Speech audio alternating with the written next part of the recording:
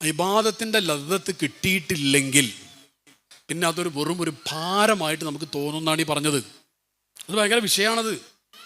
മുത്തനബി സല്ലല്ലാഹു അലൈഹി വസല്ലമ തങ്ങളാണ് ഏറ്റവും കൂടുതൽ ഇബാദത്ത് എടുത്തത്. അവിടുന്ന് ഏറ്റവും വലിയ ആബിദായിരുന്നു. അള്ളാഹുവിൻ്റെ ഹബീബ് സല്ലല്ലാഹു അലൈഹി വസല്ലം പ്രത്യേകത, ഈ വീട്ടിൽ ആണും പെണ്ണും കുടുംബക്കാരെല്ലാവരും ഒന്നിച്ച് ഇങ്ങനെ ഒരു അവസ്ഥയിലേക്കാണ് മാറിയാൽ ആ വീട് തന്നെ കാണാൻ എന്തൊരു രസമുണ്ടാവും, എന്തൊരു ചന്തമുണ്ടാവും, എന്തൊരു ഭംഗിയുണ്ടാവും.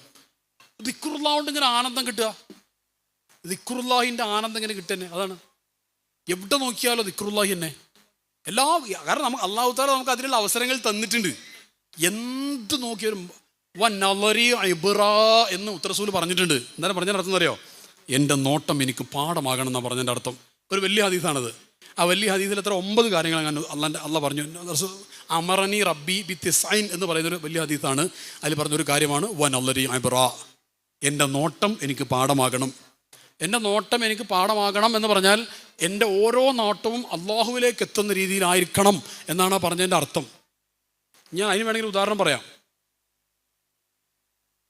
ഒരു ഉദാഹരണം പറയട്ടെ. നമ്മൾ എത്രമാത്രം അള്ളാഹുവിൽ നിന്ന് അകലെയാണെന്ന് മനസ്സിലാക്കാനുള്ള ഉദാഹരണം പറയാം. ഇപ്പം നിങ്ങളെ പഠിപ്പിച്ച ഒരു നല്ലൊരു മാഷുണ്ട്, ഒരു ഇബ്രാഹിം കുട്ടി മാഷുണ്ട് സങ്കല്പിച്ചോ. ഒരു ഇബ്രാഹിം കുട്ടി മാഷുണ്ട് സങ്കല്പിക്കുക. ഒരു മർമ്മപ്രധാനമായൊരു കാര്യം ഞാൻ എത്രമാത്രം സിമ്പിളാക്കി പറയാൻ പറ്റും, എത്ര സിമ്പിളാക്കിയിട്ട് ഉദാഹരണങ്ങൾ വെച്ചിട്ട് ഞാൻ പറയുന്നത്.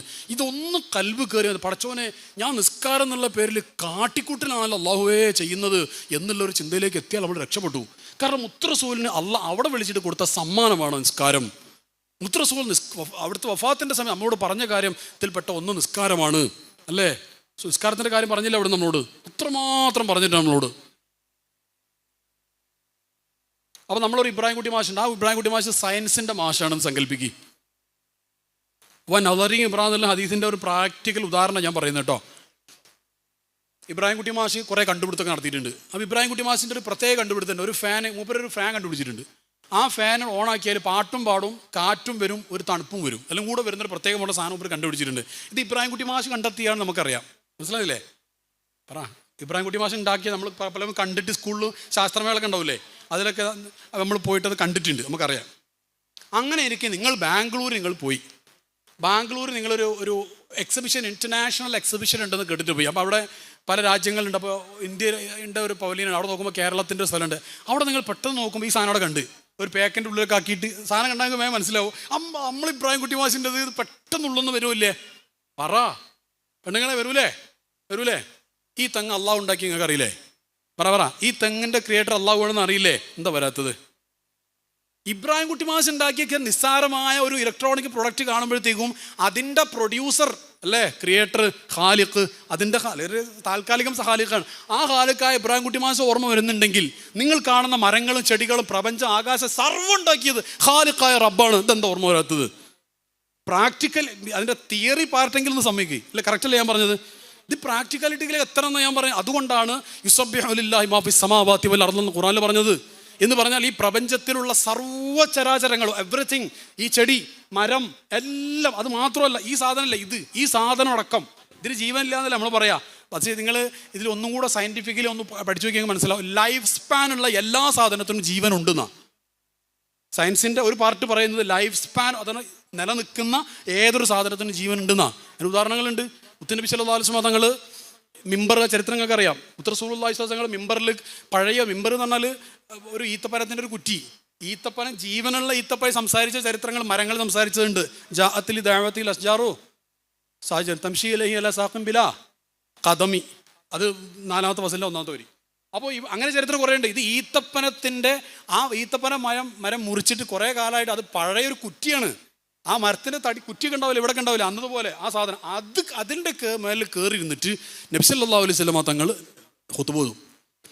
ഒരു സഹോദരി വന്നിട്ട് ചോദിച്ചു, തങ്ങളെ എൻ്റെ അടുത്ത് നല്ലൊരു ആശയമുണ്ട്, അപ്പോൾ ഞാൻ ആശയനെ കൊണ്ട് നല്ലൊരു മിമ്പർ ഉണ്ടാക്കട്ടെ. ആയിക്കോട്ടെ, ഉണ്ടാക്കി അങ്ങനെ കൊണ്ടുവന്ന്.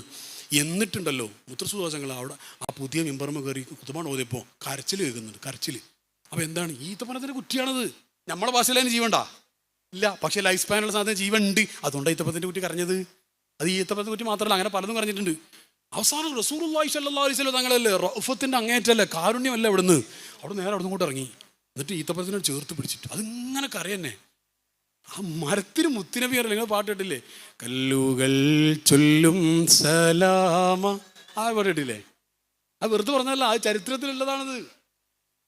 ഒരു ചരിത്രത്തിലൊരു യാത്രികനുണ്ട്, ആർക്കെങ്കിലും പേര് ഓർമ്മണ്ടേ പറയണം. ഒരു അറിയപ്പെട്ടൊരു യാത്ര, ഇബ്നു ബത്തൂത്ത അൽബിറൂനി ഒന്നും അല്ലാത്ത ഒരു വേറൊരു യാത്ര, അറബിയിൽപ്പെട്ടൊരു യാത്രികൻ്റെ പേര് ഓർമ്മ ഉണ്ടെങ്കിൽ പറയണം. ആ യാത്രികൻ്റെ ചരിത്രത്തിൽ അദ്ദേഹം ഒരു യാത്രാക്കുറിപ്പിൽ പറയുന്നുണ്ട്, അങ്ങനെ ഞാൻ മദീനയിലെത്തി. മദീനത്തെ അനുഭവം മൂപ്പര് പറയാണ്. ഒരു നൊയ്മ് അങ്ങനത്തെ ഒരു പേരുള്ള ചരിത്രം, അൽ നൊയ്മ പേരുണ്ടോ, ഒരു യാത്രികനായ ഒരാൾ, അങ്ങനെ ഒരു പേരുള്ള ഒരാളുണ്ട്. പേരതല്ല കേട്ടോ, ആ ഒരു സ്റ്റൈലിലൊരു പേരാണ് മൂപ്പരത്. അയാൾ പറയുന്നുണ്ട്, അങ്ങനെ ഞാൻ മദീനയിലെത്തി. അപ്പോൾ അബൂബക്കർ സിദ്ദീഖ് റളിയല്ലാഹുവിൻ്റെ വീട് ഞാൻ കണ്ടു. അതയാൾ ആ യാത്രികൻ പറയട്ടോ, ഒരു കല്ലിനെ എല്ലാവരും പ്രത്യേകമായിട്ട് പിടിച്ച് മുത്തുന്നതും ബർക്കത്തെടുക്കുന്നതും ഞാൻ കണ്ടു.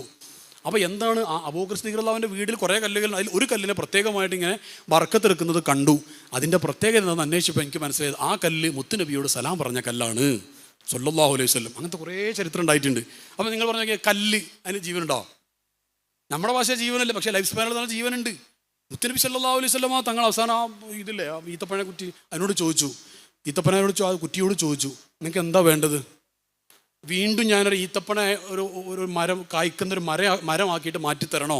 അതല്ല, നാളെ സ്വർഗത്തിൽ സ്വർഗവാസികൾക്ക് സന്തോഷം കൊടുക്കുന്നൊരു മരമായിട്ട് മാറണോ എന്ന് ചോദിച്ചു. അപ്പോൾ ഈത്തപ്പന പറഞ്ഞു, I select the second one, ഞാൻ രണ്ടാമത്തെ തിരഞ്ഞെടുക്കുന്നു. അങ്ങനെ ബഹുമാനത്തോടു കൂടെ മനുഷ്യന്മാരൊക്കെ കബറടക്കുന്ന സ്റ്റൈലിൽ, അതിന് ആദരവോടുകൂടെ അതിനെ മണ്ണിൽ കബറടക്കി എന്നാണ് ചരിത്രം. എത്രമാത്രമാണത് അങ്ങനെ ഉണ്ടായിട്ടുണ്ട്, എത്രയോ ചരിത്രമുണ്ട്. കാരണം ഇത് ഞാൻ ഇങ്ങനെ പറയാൻ കാരണം എന്താ പറയുക, നമുക്ക് തോന്നും കല്ല് പുല്ല്. ചില ആൾക്കാർ കച്ചറ ഉണ്ടാക്കുമ്പോൾ മറ്റവനോട് പറയാം, ഞാനിപ്പോൾ ഷബീറിനോട് കച്ചറ ഉണ്ടാക്കുമ്പോൾ പറയാം, ഷബീർ എനിക്ക് ഈ വെറും പുല്ലാടാ പുല്ല്. ഈ പുല്ല് തസ്ബീഹ് അല്ലെന്നുണ്ട്, ഈ മുഹ്സിനാണ് തസ്ബീഹ് ചൊല്ലാത്തത്. അല്ലപ്പോൾ ഞാൻ പറഞ്ഞതിൻ്റെ അർത്ഥം പറയാൻ പറ്റും. ഖുർആനിൽ ആയത്തുണ്ട്, അതിൽ പറയുന്നുണ്ട്, ലോകത്തിലെ എല്ലാ സ്ഥലത്തും തസ്ബീഹിലാണ്, മനുഷ്യന്മാരിൽ കുറച്ചെണ്ണം ഒഴികേന്ന്. അക്ഷരാർത്ഥത്തിലാണ് പറഞ്ഞത്, മനുഷ്യന്മാരിൽ കുറച്ചെണ്ണം മാത്രം അത് ചൊല്ലാത്തത്. ഒരിക്കൽ ഒരു സന്ദർഭത്തിൽ കാണാം, മുത്തുനബി സല്ലല്ലാഹു അലൈഹി വസല്ലം തങ്ങളെ സ്വഹാബത്തും നല്ല ദാഹമുള്ള ഒരു സമയത്തിരിക്കുക. അപ്പോൾ റസൂലുള്ളാഹി സ്വല്ലല്ലാഹു അലൈഹി വസല്ലം തങ്ങൾ ഒരു സ്വഹാബിയോട് പറഞ്ഞു, ആ കാണുന്ന മലയുടെ അടുത്ത് പോയിട്ട് എൻ്റെ സലാം പറയുക, റസൂലിൻ്റെ സലാം പറയുക സ്വല്ലല്ലാഹു അലൈഹി വസല്ലം. എന്നിട്ട് നിൻ്റെ ശരീരത്തിൽ, മലയോട് പറയാണ്, വലിയ മല ഉണ്ടാവില്ല, ഒരു കുറേ ഉണ്ടാവില്ല, അതിൽ എവിടെയെങ്കിലും വെള്ളമുണ്ടെങ്കിൽ ഞങ്ങൾക്ക് തരണം എന്ന് പറയാം. റസൂലുള്ളാഹി പറഞ്ഞിട്ടുണ്ട് എന്ന് പറയാം സ്വല്ലല്ലാഹു അലൈഹി വസല്ലം. സ്വഹാബി അതിന് യുക്തിവാദിയൊന്നും അല്ലല്ലോ. യുക്തിവാദി പറഞ്ഞാൽ ശരിക്ക് യുക്തിവാദി എന്നാലും പറയാൻ പറ്റൂല, അതിന് യുക്തിരഹിത എന്തൊക്കെയോ വാദം എന്നതിന് പറയാൻ പറ്റുള്ളൂ ശരിക്ക്. ഏതായാലും സ്വഹാബി നേരെ പോയിട്ട്, മുത്തുനബി പറഞ്ഞല്ലേ സ്വല്ലല്ലാഹു അലൈഹി വസല്ലം, നേരെ പോയിട്ട് അസ്സലാമു അലൈക്കും മിൻ റസൂലില്ലാ സ്വല്ലല്ലാഹു അലൈഹി വസല്ലം തങ്ങൾ സലാം പറഞ്ഞിട്ടുണ്ട്. എന്നിട്ട് ഈ മലയോട് ചോദിച്ചു, നിന്റെ ശരീരത്തിൽ എവിടെയെങ്കിലും വെള്ളം ഉണ്ടെങ്കിൽ തരണം എന്ന് പറഞ്ഞു. ആ മല കരഞ്ഞുകൊണ്ട് പറഞ്ഞു, എവിടെയും ഒരു തുള്ളി വെള്ളം പോലും ഇല്ല. എന്നിട്ട് ഈ മല പറയാണ്, നിങ്ങൾ മുത്തുനബിയോട് എനിക്കൊരു വാക്ക് വാങ്ങിത്തരണം. ഞാൻ ഒരായത്തിറങ്ങിയത് മുതൽ കരഞ്ഞുകൊണ്ടേയിരിക്കുകയാണ്, ഇത്രയും കാലമായിട്ട് കരച്ചിൽ തന്നെ. വഖൂദുഹന്നാസു വൽ ഹിജാറ. ആ അതിറങ്ങിയ സമയത്ത് എന്തായാലും പറയുന്നത്, കല്ലുകളെയും മനുഷ്യനെയും കത്തിക്കപ്പെടും. എവിടെ? നരകത്തിൻ്റെ കാര്യമാണ് ഈ പറയുന്നത്.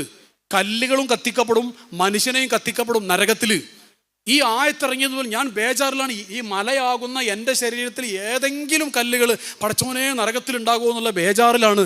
അതുകൊണ്ട് നിങ്ങൾ മുത്തുനബിനോട് പറഞ്ഞിട്ട് എൻ്റെ ശരീരത്തിൽ ഒറ്റക്കല്ലും അതിലുണ്ടാവില്ല എന്നൊരു വാക്ക് എനിക്ക് വാങ്ങിത്തരുമോ എന്ന് സ്വഹാബിയോട് ചോദിച്ചു എന്ന് ചരിത്രം. കല്ലുകൾ സലാം പറഞ്ഞിട്ടുണ്ട്, എല്ലാം സലാം പറഞ്ഞിട്ടുണ്ട്. അത് മുത്തായ തങ്ങളുടെ പ്രത്യേകത. ഞാൻ പറഞ്ഞു വന്നത് യുസബ്ബിഹു ലില്ലാഹി മാ ഫിസ് സമാവാതി വൽ അർദ് വിശദീകരിച്ചതാണ് ഞാൻ. അപ്പോൾ ലൈഫ് സ്പാനുള്ള എല്ലാം സംസാരിക്കും. ഖുർആൻ തന്നെ പറഞ്ഞിട്ടുണ്ട്, അവരുടെ നിസ്കാരം നിങ്ങൾക്ക് മനസ്സിലാവില്ല കേട്ടോ, അത് വേറെ കോലത്തിലാണ്. എല്ലാ ജീവജാലങ്ങളും നിസ്കരിക്കുന്നുണ്ടെന്ന് ഖുർആനിലുണ്ട്. മനുഷ്യന്മാരിൽ കുറച്ച് മാത്രമാണ് നിസ്കരിക്കാത്തത്. കുറേ ആൾക്കാർ കോലം കാണിക്കലാണ്. അല്ലാഹു തആല നമ്മളെ നന്നാക്കി തരുമാറാവട്ടെ.